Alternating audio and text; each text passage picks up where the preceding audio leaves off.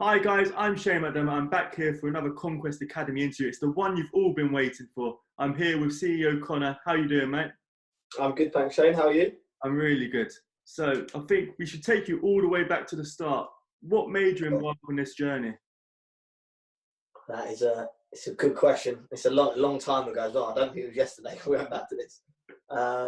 So we're back, 2012, 2013 days around the Olympics.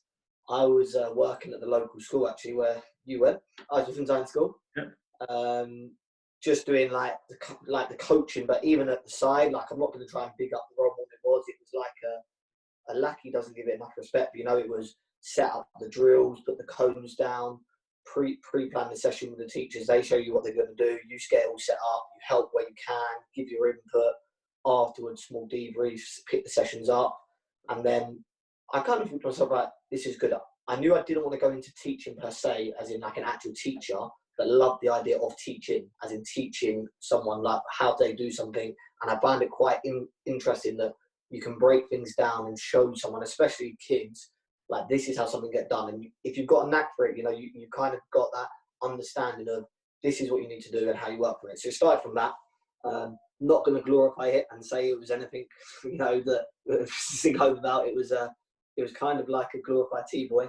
And then, I will be forever grateful, because they did put me on the journey of where I am now, because I started coaching there. Obviously, I was doing some rugby sessions after school with some like the year 7s, year 8s. Got a good little knack of it. I'm sure some of the boys that you'll see now have gone on that have now transferred it into football. They actually started at rugby. So we were doing the coaching there after school. I thought to myself, you know what? A lot of these kids that go to external performance academies, those academies that people now say between the grassroots and professional stuff is, they went there and I thought, I coach all these kids at school anyway. Why can't I do this myself? Rather than me coach them and get paid X amount a month to do this, why can't I do this? It's a bit of a passion of mine. I want to give back. I want to show where we come from. And, we went from there. I started with 3 kids. The 3 kids are still with me now. You'll see them. I'm sure they'll be coming in. Those same 3 kids, they're still with us now. They still tune in. They're as loyal as ever. And, we're forever grateful for them, because that was the building blocks. Redleys Park. We still train at Redleys now. That's one thing I was going to say. You still seem to have that very grounded persona, because a lot of your boys have gone on to do great things, which we'll touch on later on. But you still, as you say, Redleys is just a communal park just down the road from where we both live. Yep. And you still train there. And that's where you were based. Yeah, I mean, we're massive on, I'm sure you've seen from the interviews the guys you've already done, is like we're so big on like where you come from is so important in your journey, and it's a massive motivator, and we never ever let any of the boys, coaches, pros or aspiring young pros, even those general sessions, like little 4 or 5-year-olds, like this is where it begun. Like it doesn't matter if your name's Toby Civic or Joe Bloggs walking down the street. Like, this is where it begun. Like, we started here. Yes, it's a mud fest.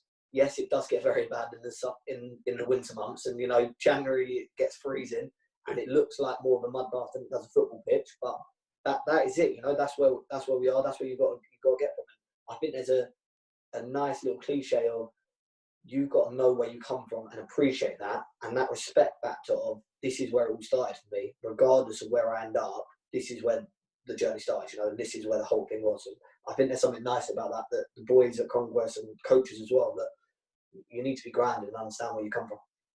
I think I've spoken to a few of the players, obviously, during these interviews, and they all speak about how that's helped them stay grounded. Obviously, Toby's gone on to playing in the Scottish Premiership on loan, but he says, I still remember those days at Redleys, and obviously his family still live locally and stuff like that. So it's big for them to help them, isn't it? Yeah, like massive. Like I can't tell you, like if you use Toby's example, because we're talking about him, we'll go on to him as well, but if Toby saw one of the boys that's on Conquest now driving down the road and they were walking, he would have no problems stopping, giving them a lift home, talking to them, giving them advice. Like that goes for all of the boys. I can tell you that they're so grounded in understanding where they come from, and it's such a key motivator, not just for them, but for the younger generation looking up. So when you get a 14 or 15-year-old looking up and going, wow, like he still comes back to this park. Like, what is it, this park? And it's nothing to do with the park. The park's simple. This is where it started. Like, it doesn't matter if it was Redleys or St George's. Like, where you started is where you started, and you can't choose where you live when you're 1 year old or 2 years old. That's an outcome that's out of your reach. However, you can do the best with it, and that's what I think we try to do there. And I think that's a big like motivating factor in. They started at Redleys and they're happy to, you know, put their shoulders out and say, this is where it began. No one's going to turn up at Redleys and go, wow, like there's professional footballers come out of here. Like it's just a park that anyone can walk into. There's mud everywhere. You've got a playground on the far side, a couple of tennis courts, and it is literally your bog standard community park. But you know, that's where we started. That's where Conquest started, and we met no bones about it. You know, we don't need to hide that from anyone. You've always been a big family man. I've obviously known you for quite a while, and it's a family-run business. You've got your brother, your sister. Everyone plays a big role. How important is that for you, and how beneficial is it because the people around you are people you can trust implicitly?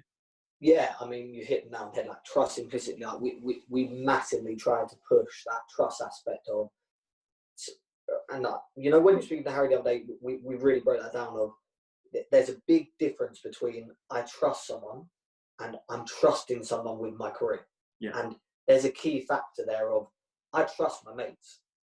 Am I going to trust some of them with my career that I want to do, that is my only dream that I've had since I'm 4 years old? I'm going to have one opportunity to do it.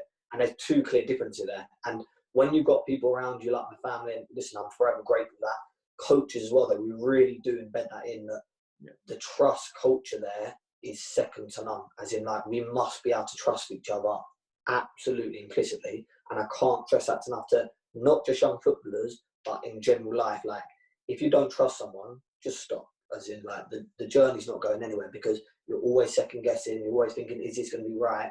And it's the one key barrier that we break down at the start of. They need to either trust us and go with it or not.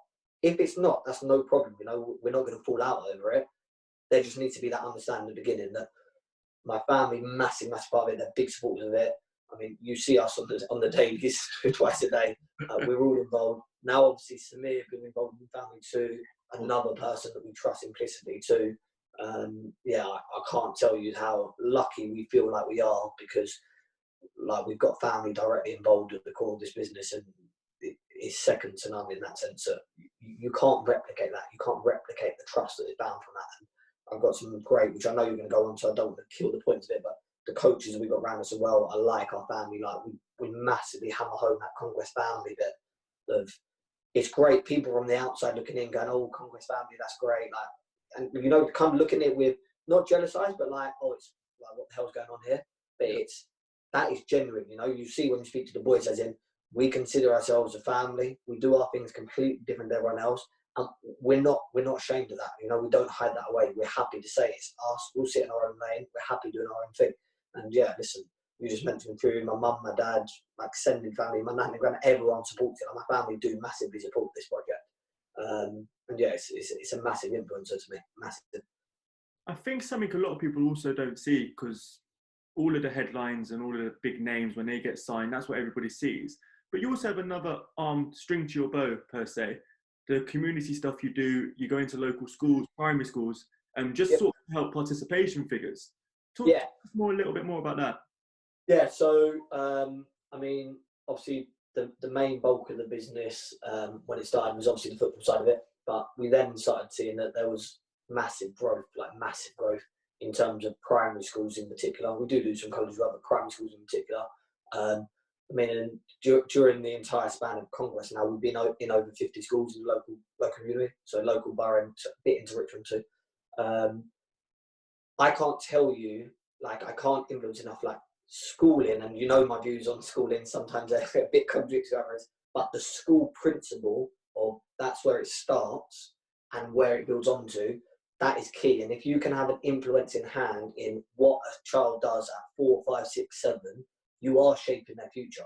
So if you are putting that extra bit of care in of saying, right, we're going to be there 10 or 15 minutes early to set up the session, we're going to be there 10 or 15 minutes after to talk to the parents, that little extra helps. And I can't tell you enough, and we'll continue to do this as long as everyone is in the same vision of this, and as long as I won't use the explicit bit, but a hole in my backside, as they say, is we will always give back to the local schools and that, because that's where it starts. You know, your next crop of anything, not just footballers, anything comes from the primary schools that move on. You know, someone went to school somewhere.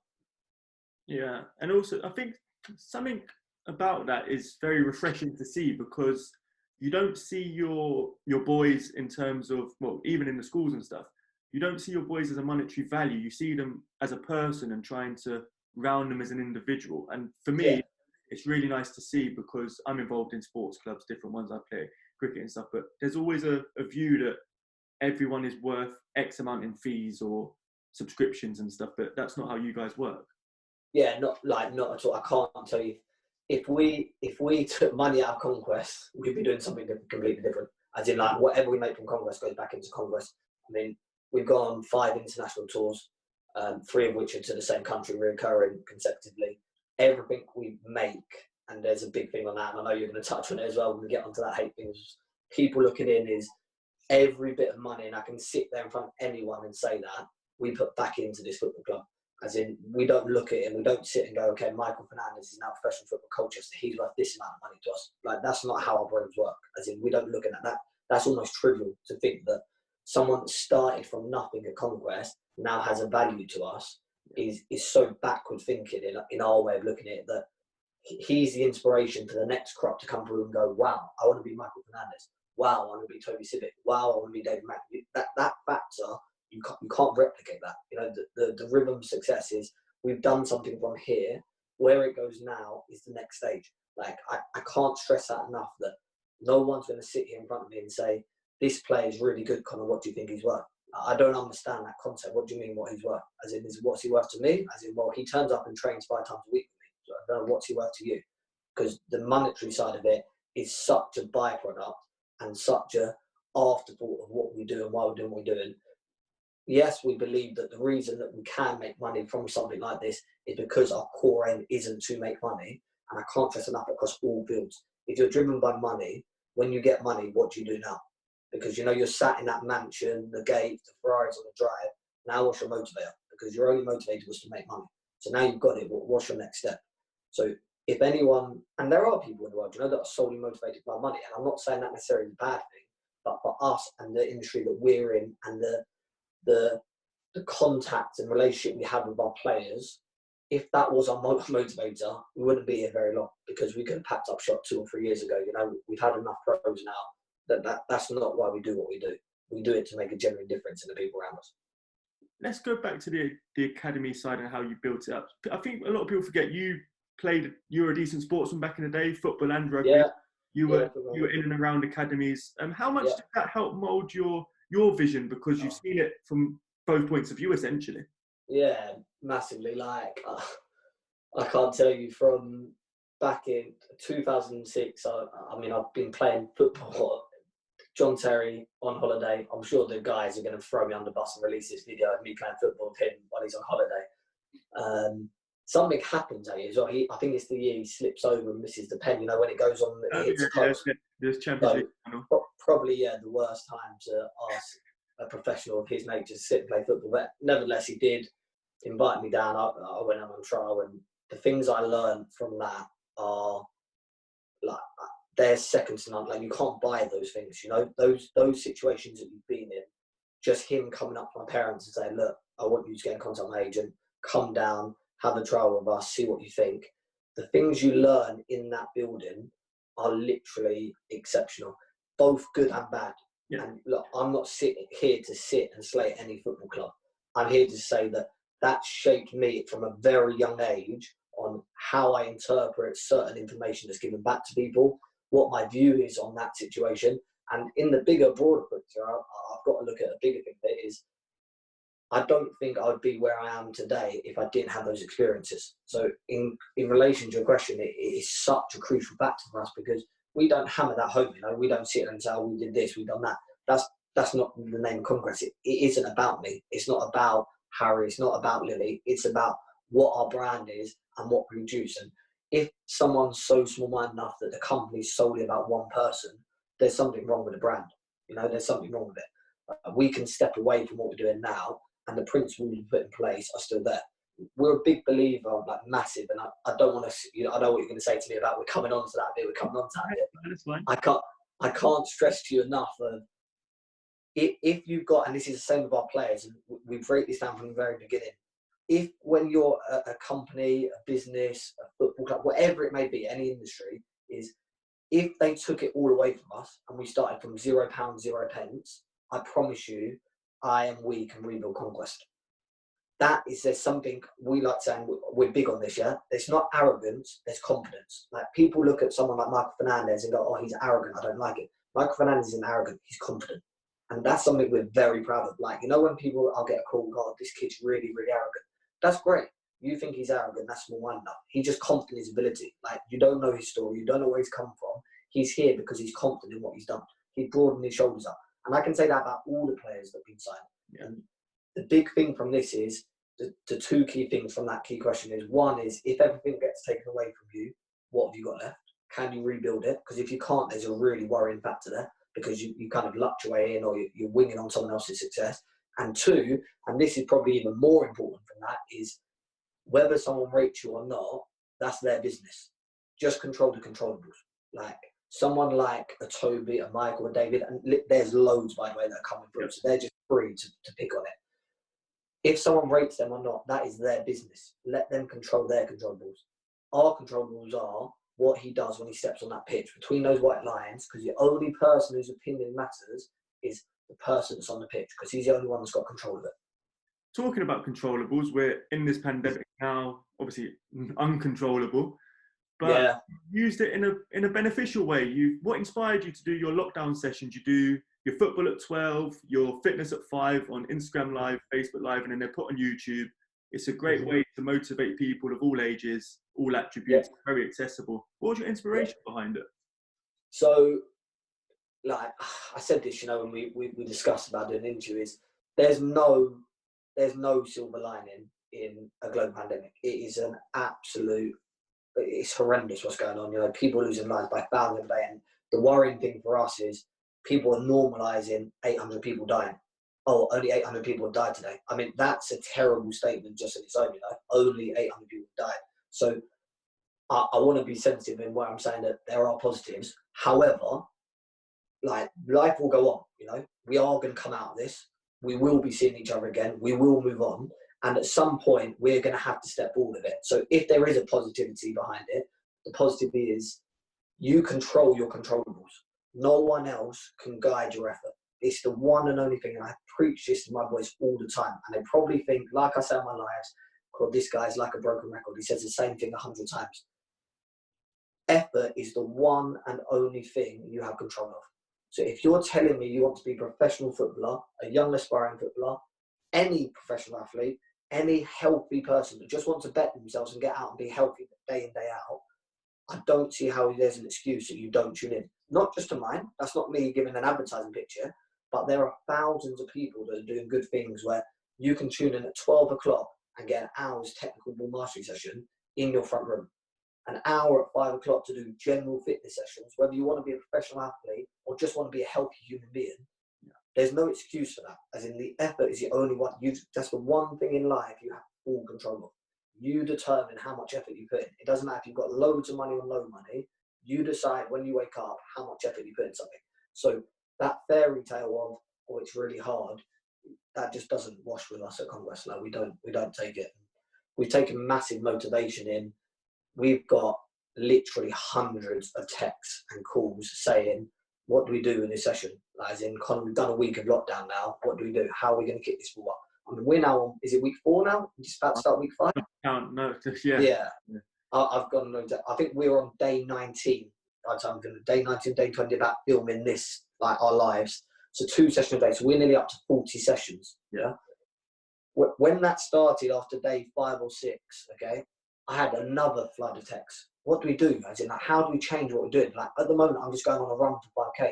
But 5K has very limited impact on how much you can improve on the football pitch.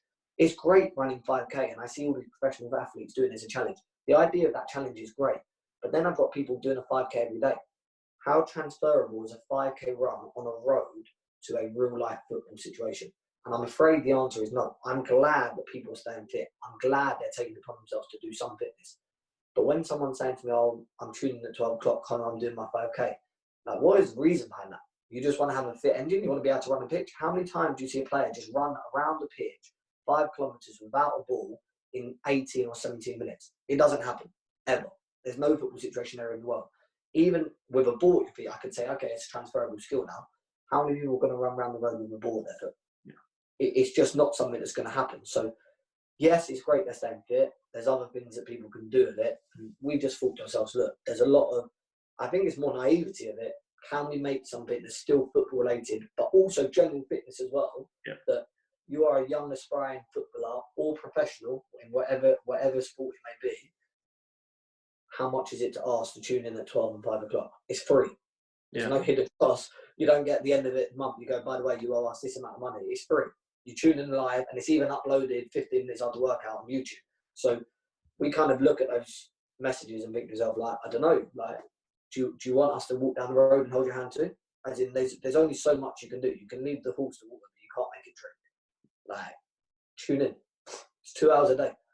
2 hours a day. It's not a lot to give. It's your dream, remember. You know, that's the funny bit of it. It's their dream. Anyone think it's me going on the football pitch? I don't get to go on the football pitch. I don't get paid the big bucks to go on there and say, right, I'm going to play football now. You talk a lot about hard work, and that's a big thing for you. I know that. Do you buy into the fact that people can be naturally talented? Oh, you've opened a can of worms here. You must have filtered this one. I'm going to say something that's going to sound really controversial. And like I said to you, I want to try and give this a bit of a G-up and a motivational thing for the guys. And I hope a lot of people can look at this video afterwards and go, you know what? What they're doing there is just trying to help people. But more than that, I hope it can help more people. So I am going to say it, but I don't want to open basket words. I don't believe in talent at all. I think it's a complete myth. I think it's so small-minded to believe that someone's even given a God, Allah, whatever you want to call the man, woman above. If you believe in anyone or anything, it's so narrow-minded to think that you can say, this man here, Shane MacDermott, you're going to be a professional footballer because I said so. Or, do you understand? Like, that for me is so minute thinking. I can tell you now, yeah, if there's such thing as talent, Toby Civic isn't a professional footballer. Michael Fernandez is not a professional footballer. David Moran is not a professional footballer. Conquest wouldn't exist if there was such thing as talent. We've taken groups of boys and massively outperformed, and I say that in speech mark because that's ironic at its best. We outwork people. Like that's the nature of this conversation. I'm sorry that it offends people. I'm sure some people can look at this and say, "Oh God, this guy thinks he knows it all. Oh, why is he trying to talk down to us?" I'm not. I'm just sitting there and trying to be real with people that if you believe in talent and that's going to get you there, you need to give up. And I hear this saying over again about talent and hard work, and hard work beats talent and talent doesn't work out. I think to myself, like, how do people buy into that statement? As in, how is that a viable statement to buy into?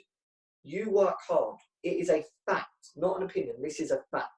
If you outwork someone, you are going to get better than them. I don't care what anyone says. I'll have that argument with anyone. If you outwork someone, you will get better than them. This myth of, oh, I'm talented, I'm going to be the next big thing. Like, what? What does that even mean? I'm talented at something. That's like me saying I'm a talented coach, so I'm going to make another professional footballer. I outwork people. I get up in the morning, I set my plans out, I know what I'm going to do, I highlight my players, and I get them better. At the end of every day, every one of my players, boys or girls, can sit there and say, I'm a better footballer today. That is the key to this. And I'm sorry, talent is overrated. That whole argument is so overrated, minuscule, and it's literally, Cristiano Ronaldo would not be where he is today if there was such thing as talent. And I'm sorry, because I know professional footballers and all of these professional athletes thank talent for what they've got. And it's an easy way to do it when you get to the top. What about the young man that lives on a council estate, doesn't have enough money to get to the gym, doesn't have enough money to go to do an education? What, so he can't do it? Yeah. If it was talent, surely there'd be no roadblocks. You know, if there's this talent, someone's all seeing eye looking down and saying, right, you're going to be a professional footballer. Why can't he get to a football session? Or why does his football coach want to win on a Sunday rather than progress him as a player? Like that argument to me is a myth, and we're big on it at Conquest. We do not hammer home. There's people in my direct family that believe in talent. You know?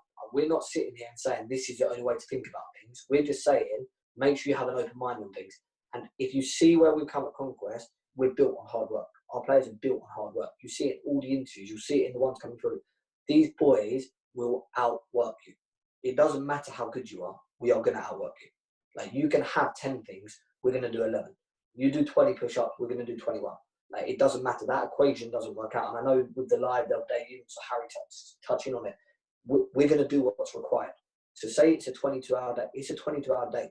As in, our job is our job. End of. We signed up for it. We're not going to now get to this stage and stop and say, you know what, let's put our feet up. Finished. It is what it is. Talent for me is, yeah, it's not a thing, man. It's not a thing. On the flip side, is it quite rude when somebody goes, yeah, he's talented, when they get picked up? I'm not saying one of your boys, but anyone. Yeah. Like, there's pros in lots of different sports who are, they're brandished with, they're naturally gifted, they're naturally talented. Yeah. That's quite disrespectful, because it sort of banishes all the hard work they've done. It sort of puts that to one side. I said this to someone the other day, and they actually did a piece on it, and they were saying that if someone had to say something to a professional footballer or any professional, yeah, I would want to punch them in the face. I'm not condoning the violence here, but if someone said to me, right, Michael, you're just about to sign a professional contract, your talent is literally unbelievable. If I was Michael, I would want to beat the person up. As in, how disrespectful of a statement is that? As in, you haven't seen, like, where were you when I was doing hill runs at 9 p.m. at night? Where was you in my gym session with Conor at 6 a.m. in the morning? Where were you when I was running from school to get changed because I had to get to a match on time, otherwise I got a fine? Like, where were you? Like, that is such... the worst thing about it is it's not even the disrespect that hurts most. It's so, like, the thinking behind it is so poor. Like, it's such a poor excuse to use as, this person's good because he's talented. Like, no, this person's good because he's absolutely done doggies every day. He's outworked everyone around him. He's got through every circumstance and everything that's thrown at him. Every environment issue, monetary issue, school issue, cultural issue, whatever it may be, to get exactly where he is, to build himself up, to earn his professional contract. Not earn. He earned the professional contract. Earn. And it's a big thing for us. So we earn where we are. Let's break it down a little bit. Why do you do what you do? Let's get to the crux of the reason. If I could break it down in like a 5-minute insert, it is like, the motivational factor of it is great. Yeah, it's good that I can sit here now and say to you something for 5 minutes. Someone looks at this video and goes, yes, I'm ready to go. They're momentary effects, you know, they're little reactionary instincts to it. So you're not proactively doing what I'm asking you to do. You're reacting to my words. So I'm saying something to you, you then react to it and go, you know what, I'm going to do a 10K run. Actually, I'm not going to do 10K because he said there's no benefit. So I'm going to do sprint, then I'm going to do his workouts. And by the next day, you're too tired to do it again because you're not prepared to do what you're doing. So it's easy to say, why do we do what we do to make a difference? That's such a broad umbrella of things to do. And it's almost, again, back to the talent argument of, it's kind of a wash away fact of, yeah, we do this to make a difference in people's lives. It's such a generic answer. And there's so much more to that. I do it because I think I can make a genuine difference to footballers, young aspiring ones in the era. I genuinely believe that the passion and drive that we put into this can get players that I know can do it. And I tell you, I've got a little thing for you afterwards. I know you asked for my list of players, and I'll lead on to at the end. I promise you, yeah, I made a goal when we started this, and I know you're going to come on to why, so I'm probably jumping factors, yeah. I will have 10 professional footballers in the Premier League. I will have it. They'll come through Conquest. You can sit here, look in my eye, I will sit in front of everyone. I will have 10 professional footballers that play in the Premier League.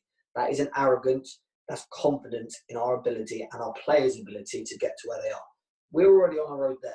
I've already got interviews with people coming up. Some you've already done, but I promise you, take note of their names. As in, don't sleep on these people. We always say about this at Conquest, and this is the bit where I think the boys and the other ones that look in this video that don't know about Conquest maybe understand a bit more about why we do what we do.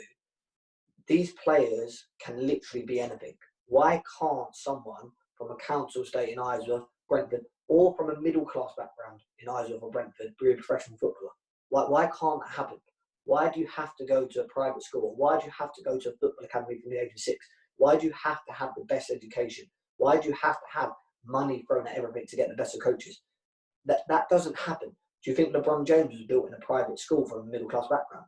Like, that's such minuscule thinking. And it's all good everyone now saying to me, yeah, that's because LeBron James just done really well and he's really talented. Think about how minuscule of thinking that is, like how menial the thinking process is behind that. The man is an absolute legend and probably one of the greatest who will ever live. He done it because he got himself together, put a plan, and said, I'm going to get my family out of it. And now the man's worth £500 million. So it's all good saying to you, oh yeah, I do this, I do that. People need to look at these real life situations and understand what's going on here. It's all good saying Cristiano Ronaldo or Lionel Messi are the best ever. Cristiano Ronaldo is from an island or just off Portugal, Madeira, with nothing to his name. Lionel Messi had to take drugs to get bigger, not illegal ones, before anyone says it, in the Barcelona Academy, come from nowhere in Argentina. Two of them have risen through all adversity to get to where they are. You can't hide greatness. I kept saying this to you before, and you were saying about the things of why do people do what they do. When they come into Conquest, we don't beg good people to be great. We don't beg average people to be good. You either are great, and that's your choice. I can't make you be great. You either are great or not, and it starts with you. Like, you need to decide yourself, I'm going to do this. I'm going to be the one that says, I'm going to be great here. And I can't say that enough with the boys, that we get brushed away of saying, yeah, they're arrogant, they're over the top, they do this. No, we care. Like, we care about what these boys are doing. Why are these boys crying when they've lost a county cup semi-final? Because they've spent the last year training 6 times a day, gymming 3 times a week, eating the right things, to be given something else against them. It hurts. Winning is a requirement to get where you are, but so is losing. Yeah, and I know we go on that winners versus losers argument. We was talking about your cricket as well. I'm sorry, this will hurt people too. Yeah, winning is a requirement. You must win. Giving someone a 7-plate medal leads to really, really dumb things. Yeah, it degrades the person that's won, and it makes a person that's come 7th, 8th, 9th, 10th feel like they're insignificant because they've got the same thing as someone that's half the track up of this mentality of we've all got to be the same. That is wrong. There's something wrong with that. Just because you're not going to be a pro footballer, go be the best banker, go be the best lawyer, go be the best doctor. Just because football's not your thing doesn't mean you can't do something else. Footballer is a niche. 99.9% of the market don't make it. Accept that. You must accept those terms. Before you step into that route, you must accept those terms. I'm going in here against all odds. People here, and we've got a good rate for doing it, we turn them from grassroots, literally bog standard, inbred these parts footballers, to professional footballers. We believe what we're preaching. It's easy to now say, oh, I'm going to do this, I'm going to do that. Winners win. That's it. I can't cut it for you any other way. I think it's Eric Thomas that I put it around there. Winners win. Full stop. There's no way to cut it. Yeah. If you're a winner, you'll find a way through it. Losers, we have it all the time. Someone comes into a Conquest fitness session. We're about to do the fitness. We've done an hour's training, then we're going to do an hour's fitness straight away. Conor, my legs are hurting. Well, you're already showing to me, like, where's your losing mentality? Like, where this is such a loser's mentality. What you're doing. You're sitting there wanting me to feel sorry for you. Oh, my legs are hurting. Well, of course they're hurting. You've just done an hour's hard graft. Why wouldn't they be hurting? What do you want me to do? Like, we can't rub them better. Like, sort this out. Like, you either got their mentality or you don't. And no, that's not a talent thing. That's a mind thing. That's in your head. Like, have you got this mental strength to come into these sessions and say, yes, I need to get over this barrier. Yes, my legs hurt. Yes, I need to get through this. Have some pride in what you do. Too many people sit here, and the best bit of advice I give to young kids is, if you want to say to everyone you're going to outwork people, that's great. Yeah, all power to you. I hope everyone that's out there, we've got people in our life that we've never met, jumping in our life, and they're already buying into that Conquest culture, that Conquest family culture. The one bit of advice I'll give you is, everyone says it once. Everyone. Yeah. The easiest thing to do is carry on going. You're halfway there. Why would you stop now? For what reason? The reason that people stop is because they give up. They say no. It gets hard, so they say, that's it. That's the end of me. I'm done. Just carry on. It's all good. Stay calm and keep going. You see those posters everywhere. How easy is that statement? And then how hard is it to translate that into real life? Oh, I've got to be up tomorrow at 6 in the morning in the gym session. Do you want to be paid £20,000 a week? Well, what do you want? Do you want it to be easy and get the money? Or should I give it to you on a key? You're going to sit here, come in, sign at Conquest with rave magic dust on you, and now you're a professional footballer. Like, do people honestly believe that? Or do they sit there and go, you know what? These guys are actually just outworking everyone around them. And I want to go back to it. We're not sitting here trying to say, this is the best thing ever, but we will outwork you. That is it. You come out of Conquest, we are going to outwork you. You speak about outworking people. How do you motivate the boys? How do you get into their heads? It's a mindset thing, I keep saying to the boys that people say it's 50% in your brain.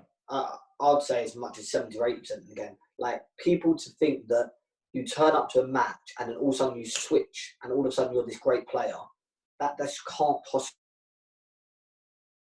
comes from 6, 7, 8, 9, 10 years of dedication to a craft that gets you into a position that when you turn up to that game, it's second nature what you do. You know, like, one-on-one, I know the ball's coming over the top. I know what players are in that position. We know what the outcome is, yeah? Basketball, they call it clutch, yeah? Football, it's a money shot, yeah? As in, you cash your money, yeah? That person there in that situation, they are scoring the goal. They are making that pass. Are you going to sit there and go in a bleep test with someone? Who's going to win? Like, there's something wrong with a training session when everyone goes, okay, we're doing the bleep test now, and then all of a sudden everyone goes, oh, we know who's going to win. Why would you know who's going to win? We're just about to start the test. How could you know who's going to win this test? And that competitive nature we try to instill in. So going back to the question is, probably 3 key points for us of what we try to do is, 1, you need to be a good person off the pitch before you can be a good person on the pitch. And people need to get that right. Just because they're aggressive, they want to win, and there's that desire factor on the pitch, doesn't mean they're bad people off the pitch. That doesn't mean there's some wrong translatable skill here. It's too much of a county FA saying it's all about participation. Participation is great. That is great. There's more people involved in football. When you're playing at the pinnacle of it, it's a competition. It's called a competition for a winner. There's a winner and a loser. You learn just as much from losing, if not more, than you do from winning. The winning and losing mentality is transferred into our training sessions every single day. If we do a kick-up competition, there is a winner. Someone must win. You need to feel what it's like to lose. When we go one-on-ones, we put it up. So we have normal Sunday League pitch, we have a conference pitch, we have a League One pitch, we have a Premier League pitch, and the winners go on a Champions League pitch. So when you win, you know, where did you finish up? I finished in Sunday League. Well, you need to do better next time, don't you? Because that's not good enough. That's at the very bottom where everyone else is. So when you look down and see who's at the bottom, take note. Because if you don't have the same competition and the same motivational factor, there's something wrong there. You clearly don't want to be here. 2 is, and I make no bones about this, we release every single one of our players at the end of every year. So when we do teams, we release the entire group and start again. Now, obviously, 60 to 70% stay true because they've got the right mindset, they've got the right dedication. You will see just as many people that have left Conquest that have been kicked out. No, we're just realistic and honest with our players. They haven't met what is a requirement for them to come in again. So they need to make way for people that are willing to make those sacrifices. Things change in life, yeah? Someone might want to be a professional footballer now. They do a dedication course for a year, training program, nutrition plan, gym plan, get up early, go to bed late. That happens, yeah? No one's saying it's good you're going to bed late. That happens. You're trying to get everything in. You need to make way for the next ones because suddenly you now want to be a doctor. You want to go to uni. That's fine. There's no issue with that. But you need to be man enough or woman enough to sit there and say, you know what? I need to actually have a reality check here. I need to look in the mirror and understand there's something wrong with what's going on here. I'm clearly not built for this. And I can't say enough of it that you're either in that lane or you're not. And there's no God-given right to it. It's you've got the mindset that you're going to outwork people. You're going to turn up and give 100%. You're going to outwork your teammates. And most importantly, you're going to outwork yourself. So when you did 16 last time, you're going to get to 17. That extra. And the third, and probably the most important thing of it is principles and whys. We are massive. I mean, you'll get the boys laughing this, the girls laughing as well, even the coach laughing this, yeah? Every single time when you turn up to a Conquest session, you shake everyone's hand. End of. There is no debate. Yeah, I don't care if you're in a mood, you failed your exam, something's just happened. You turn around and show basic levels of respect. People are about to give their time they can't get back to coach you, to improve you at a craft that you want to improve it. Show the respect back. Shake hands. We're big on principles. Those little principalistic things of when you turn up on time, you're ready for your session, you shake hands and show basic courtesy bit. I don't need someone to lick someone's backside. That's not what I'm asking for. I'm asking for basic levels of respect. They're all free. They don't cost anything to anyone. It's just good human instincts. And for the other part of the third one, and this will, if you ask the boys, I think this is what they'll tell you about the mindset are whys. Like, I can't, if you don't have a why, you might as well stop what you're doing in football now. Honestly, I mean that with the greatest respect to everyone involved. A why is, without a doubt, the defining factor of why I am here, Harry, Lily, my family are here, why Conquest is where it is, why the professional footballers are where they are. Your why might be your mum or dad, it might be a friend, it might be a coach, it might be anything. If you don't have a why, just stop. Because there's no reason as to why you're doing it. And I go back to that one about money, that the reason we're not motivated by money is when you get money, now why are you doing it? Like, if your only goal was, right, I'm going to do this company to make £1 million. All right, so let me give you £1 million. Now why do you do what you do? Because you're clearly not very good at it. You can't do it anymore. You wanted £1 million. It's all good saying, oh, now I want £10 million. Where does it stop? Should we become the richest person in the world? Like, we're sitting here in an environment where we want to be professional footballers. We want to be young, aspiring, good athletes that want to go forward in the profession. So it's easy to say, oh, this is my why. If you haven't got one, just stop. Yeah. I can ask you now, so I'll turn into you for a second, Shane. What's the first thing you say when someone says Nike? What do you think in your head straight away? The slogan comes blurring out. Yeah. Adidas, blurring out. Impossible is nothing. When you say Conquest or you, what's your slogan? What do you do? Why do you do what you do? Like, I don't need to say to someone what's Nike. Everyone knows, just do it. Everyone knows. You don't see it, it's everywhere. Yeah. Someone says Nike, you almost instantly think just do it. Adidas. That campaign was unbelievable because everyone's now renowned Adidas. Impossible is nothing. Forget Adidas now. It's impossible is nothing. What's your why? Why do you do what you do? Who are you? Who is Shane MacDermott? You're a young aspiring person, and I'm not doing it as a Mickey. I'm saying for your profession, you've probably got goals in your journalistic career. You're saying this is what I want to do, and this is why I'm doing it. Too many players come to us and say, "I want to be a professional footballer." My first question back is why, and they say, because I want to be famous and make a load of money. That's not for you then. Conquest isn't the place for you. Like, we're not interested in that. Yeah. If you don't understand that being a professional footballer will get you fame and money, you're in the wrong field anyway. Like, if you need to tell me that you're in football to make money and fame, there is something wrong with that argument. And I'm sure there'll be cases where people still manage to become professional footballers. We're not saying we're some guru and messiah out there. I'm just saying that Conquest isn't the place for you because we're built on hard work. We're not sat here saying, oh, we're going to do this, we're going to do that. It's going to be principles and a why to do what you do. You've sort of touched on their other academies and stuff. What are your views on other academies? If someone said to me now, what's the generalisation of academy football in England, I'd say it's a poor place. It's way too elitist, and I'm saying elitist in the way that they think they're a lot more elite than they are. Two is, there's some academies that are bog standard Sunday league teams, literally bog standard Sunday league teams, as in most good Sunday league teams can go there and beat them. But because they're in an academy environment, they get shielded and they're put in a bubble. Obviously, there are some very, very good ones that are creating absolutely unreal and unbelievable cogs and functions that make outstanding young human beings and football players. But I do think there needs to be some fundamental change in it, that someone saying at 5 years old, this player is now going to be here for 14 years and he's the next big thing. There's something wrong with that thinking. I mean, it's almost ironic to think that you do, most footballers, I'm not sure if you know, it'll probably be similar in cricket, but so like getting signed at under 9, you're nearly 8 or turning 9 that year, you get your first contract, that's the first time you can get it. They normally go in 2-year blocks till like they get the view. So like 2-year mini contracts for kids. How can someone have like report cards and looking down all of these lists saying like, oh yeah, he's on target, he's doing really well this, he's doing really well that, he's really good at shooting, and then 2 years time release them? Hang on, you were the ones coaching them. 2 years ago, they were doing really well, they were top of their class, they're really good athletes and all this, and now we're getting released 2 years later. There's something wrong with that mentality. It's all good sharpening up and brushing them up. Why is the retention rate from 7 years old all the way up to pro?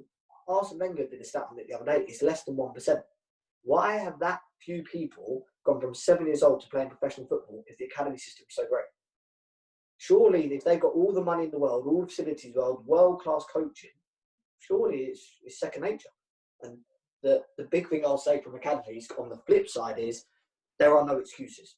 If you're in that environment and you've got the right mindset, there are no excuses. And I know you're going to hit onto it now, so I'll lead straight onto it about you saying about the footballing ones that do well, the academies that do show some prospect. That I work there, yeah, and I've been in there as well as a player, so I can see both sides of it. Working there as a scout and doing some part-time coaching too, Chelsea Football Academy is without a doubt top 3 football academies in world football, and I will argue the best on the planet. The things that go on in that building are second to none in 7, 8, 9 departments. When you think of sporting excellence, roll up at Cobham to the Chelsea training ground, they are above 99.9% of the field in multiple categories, which is why they continuously churn out not only professional footballers for Chelsea now, but the Premiership, the Championship, League One, League Two, and now even the Conference is filled with Chelsea Academy graduates. There's no mistake there. Like, people need to get off this high horse of Chelsea had a golden generation. Well, they haven't had a golden generation for 10 years because they've been dominating the academy scene for at least a decade.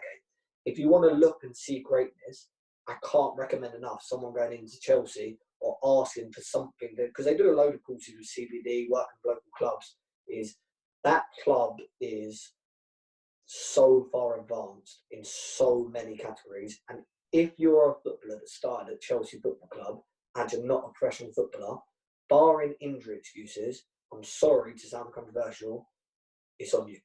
Because that club lead nothing for granted. They literally leave everything on the pitch. And there are loads, by the way. City are now going to do their things. You've got smaller ones like Crewe, unbelievable academy.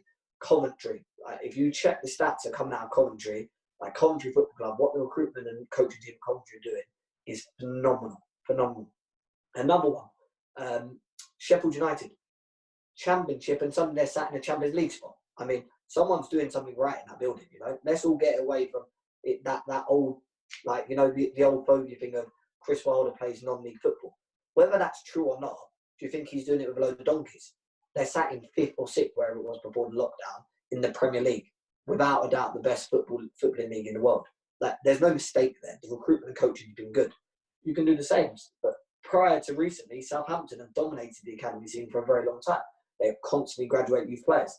And there's a lot of them, but if someone said, gun to my head now, which academy is the best in world football, you need to look no further than Chelsea Football Club, because what those guys have done there is, I mean, I can name names, but you don't even need to hear them because it is so self-explanatory. That football club is, yeah, gone. They're doing something right in that building, without a doubt. Respectfully, obviously, you guys haven't been around very long, respectively, in terms of inside everyone else, but you've had a few success stories along the way already, which I'm very proud. Yeah, I mean, like, so proud of some of the boys that come back, and we're even prouder that they're still here, you know. They come back, they still talk to us, they still talk to the boys. We obviously represent a lot of them now too. Like, I can't tell you the gratification in knowing that we started something against all odds, where every single person told us we'd fail and fall flat on our faces, told us you can't sit there and tell someone like Toby that's been into X amount of clubs. I mean, I've got, like I said to you before, text messages, emails saying this boy will never play pro football. If he plays pro football, he's going to give up in football. I mean, he played nearly 20 games in Championship and played every game he could play before his injury in the Scottish Premier League. Like, there's a certain gratification there. You think, like, you know what, we're doing something right here. I can't quantify how relieving and gratifying it is to say that what we started off on is now starting to pay dividends, not in terms of monetary or anything like that, in terms of simple results of, we said we were going to make some professional footballers, and now we're delivering on our promise. Like, promise made, promise kept. And I can't stress that enough, that it's so, like, gratifying and relieving as well that these kids can now look after themselves and their families and, you know, show this world what they've really got. You've spoken about the negativity there. How much you on? Like, we've got a really weird view of this on Conquest, you know. Like, you see all these guys of, the negatives used as a motivator. Like, we honestly don't care. Like, I can't say it in a way of it, as in, like, I don't care what someone thinks of my loss. Like, I don't care what someone thinks of the way we do things. Like, the best way to say it, even those ones that are motivated by money, yeah, is these people don't pay your bills. They don't pay your mortgages. Why do you care? Like, the biggest thing I'll give advice to any young aspiring footballer, even footballers in general, is why do you care what someone else thinks? Like, you're the one that's got to sleep with your own conscience. Like, you're the one that has to go to bed. You're answerable to you and you alone. Like, when you wake up, why do you care that someone's taking a mick out of you because you're doing a 10K run and you're not as good as footballers? Why do you care? Like, you're doing it for your bettering yourself. So as soon as, and we did that for about 2 years, you know, we was entertaining people getting into us, sending messages. We was constantly getting in stupid kerfuffles and trying to entertain it back. And the biggest thing back was we stopped caring what people think. Like, I no longer care what someone thinks about my losses. Like, my L is my L. Gary V, that's his big signature saying, yeah?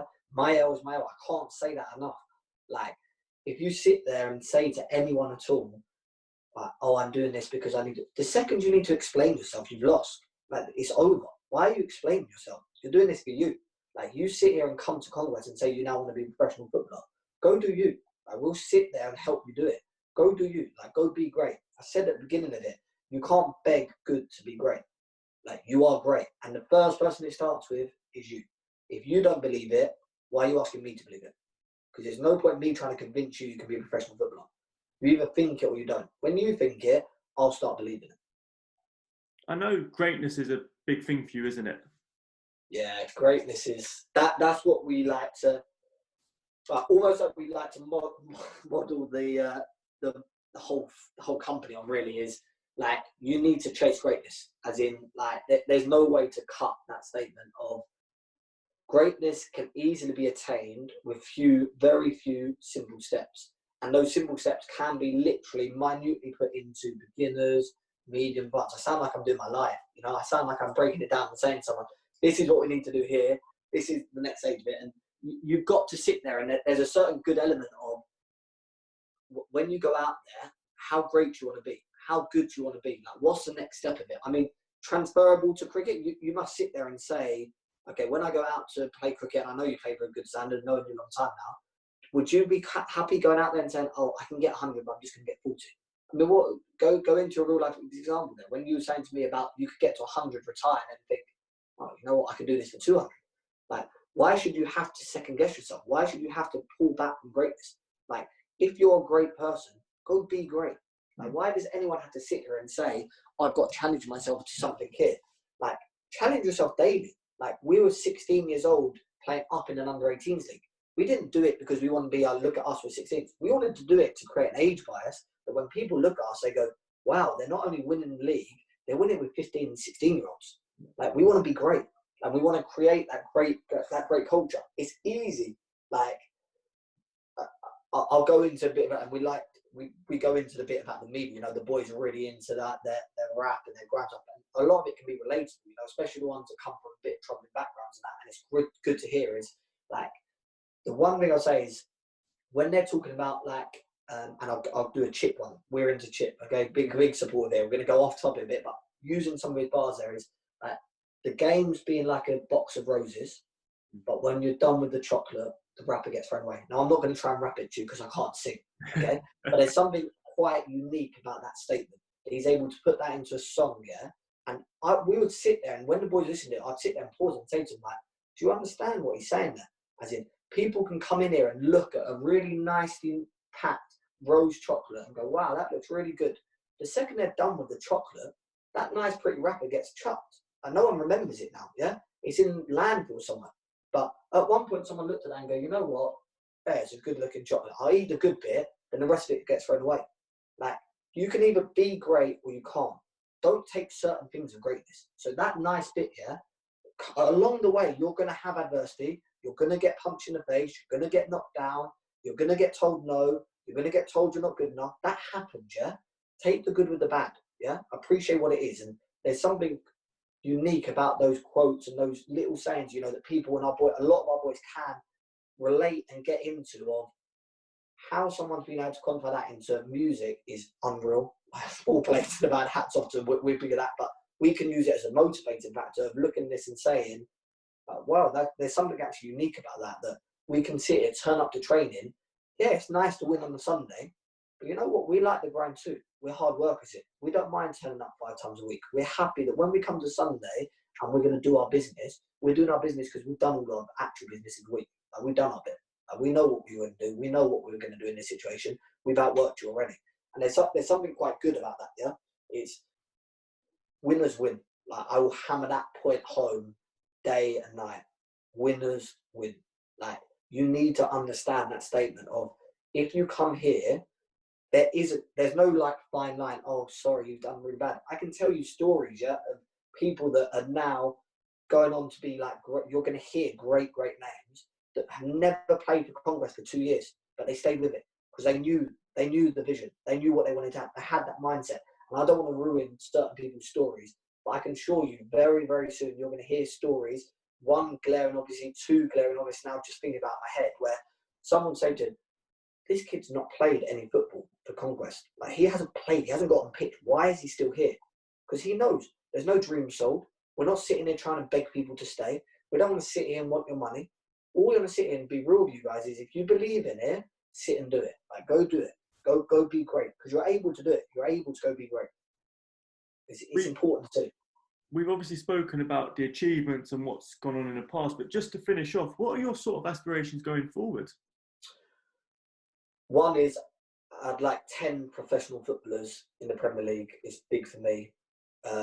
You know, they've come through and graduated through Conquest. Two is, we'd like to rep 10 footballers as well that have got a similar mould to our boys, so we can show that we can also help people that haven't come through that. We can help them on their journey in their own unique way to get to where they want to be. And three is, like, we want to make a difference. I know that sounds really cheesy and, you know, like a broad statement, but I can tell you, yeah, like, hand on heart, that we sit here and we want to make a genuine difference. I hope this video and our message and all of the things we're doing daily and all of our programs we put in place when we come out of lockdown, I genuinely hope that makes a difference to people that look at this video and go, you know what, he's done it or she's done it, now I can do it. And there's someone here alone, and it's not just me, that's able to help them on that journey and give them the guidance that they need to get to where they want to get to. And I can't say that enough. Like, you've got to have those goals, you've got to have those rights. And if you don't, it's easy to say, like, yes or no. There's no binary answer. You know, we always talk at Conquest about reasons and results. Yeah, reasons are why you haven't done something. Everyone's got a reason. Yeah, you couldn't turn up for this interview because you weren't feeling well or something like that. That's a reason. Yeah, a result is, I got the interview done. I've done it. And I always talk and hammer these points home to the boys. Reasons and results. Are you going to be a reason person that's going to blame things that are out of your control? Referees, kit, boots, other team, race, whatever it may be, yeah? Or is it a result? Are you a person that actually has a result in what they're going to do? And I think there's something quite unique about that situation, that they've got a real understanding. And that was the point, like I said, I wanted to finish on without giving you my list. But my real thing I wanted to finish on is, like, when you start at Conquest, there's like two real things. And I've got them right now, because I've got your list here, by the way, that you do, because I don't ever work off lists, Shane. So I always said to you about, people always ask me about, like, have you got like a comment on the Conquest players that are here? Everyone knows, I make it absolute public knowledge, I don't ever judge a Conquest players in a public forum, ever. I keep them to myself. Yeah. I have, however, got a list, and I'm going to make sure nothing's on it. It's on my list, and I'm going to seal this up in an envelope, and I'm going to send it to you, Shane. And we're going to give ourselves, I don't know what a realistic time frame is, 3 years, should we say? Okay. And I'm telling you, okay, the contents of this list, okay, the vast majority, if not all, I can't control injuries, obviously, please understand that. These boys, okay, and I'm sorry there's not a girl on it, okay, but I'd happily put one on too. These boys, there's 10 here, are going to play professional football. There's my list. I'm saying it now, face to face, man to man, looking you in the eye. There's my list. I have no problem hiding behind it. These players are going to play pro football. If you think people need to sleep on the players that we've already interviewed and already come, like, trust me, don't sleep on Michael Fernandez. Like, I'm laughing because it is funny. What that kid's going to do to the game is going to make people look back and scratch their head going, wow, like, how did someone miss this? Like, how is he in League Two? Toby Civic, like you're looking at a Premier League centre half, like full stop, end off. Yeah. David Ramang, if you think he's not tearing down the wing and putting balls top right hand corner, top left hand corner in 2 or 3 years' time, listen, you're from a different planet to me. Told you my views. Brad Collins playing Premier League football. He's doing it. That's a fact. I could go on and on, and I've only mentioned the ones now that have already been interviewed because I don't want to kill the floodlight for the ones that haven't. You know, so all power to the ones that I haven't. Yeah, but the ones that have, I think it's good so I can explore, you know, a bit of definition of what we do and why we believe in them. The ones that we haven't interviewed yet, I can assure you they're going to take the limelight too. You're going to see what they do. And just to answer your question, we say 2 things at Conquest: roots and wings. The roots you can't see; they're underneath a tree. Yeah, we're working in silence. We're going to let success make our noise. Wings are, we let them go though. Yeah, the birds can fly away. Like when he's here, Michael doesn't need to stay at Conquest all the time. He knows where he come from. He knows what he's done. Toby, David, Brad, all of them. The ones that are about to sign their contracts. Yeah, you're going to hear the big news soon. We know you're going to do the interview to it. It's roots and wings. If I've got guidance for anyone else out there, anything to do with Conquest or any other club, yeah, have the discipline to be able to say, we know what we're doing inside and we're confident in what we do, that we're able to give people the wings that they can expand and go do it on their own too. Go show everyone else that it's not just greatness here, it's greatness outside too. Because everyone can be great. Don't fall into that myth and that fallacy of, oh, I'm not talented, I don't have this. You can outwork anyone. Anyone can do anything. Like literally, Adidas nailed it. Impossible is nothing. Like if that isn't true, the people that have signed from Conquest wouldn't have signed from Conquest, I assure you. Conor, I've got your list. I'll send you the address. I'll text it over to you. We'll get that in the text me your address. I'll seal it, and just so everyone knows, I'll sign it at the bottom to make sure no one it's been opened. And there's no changes, so I'll go over the seal so no one can see it. I'll happily do it. That list is between me and you. You're not even going to see it till the day you open it. Exactly. Yeah. Conor, it's been an absolute pleasure having you on. Thank you very much. Through the pandemic. Hope you and your family stay well. Same to you, Shane. Thank you very much for your time, mate. Appreciate it.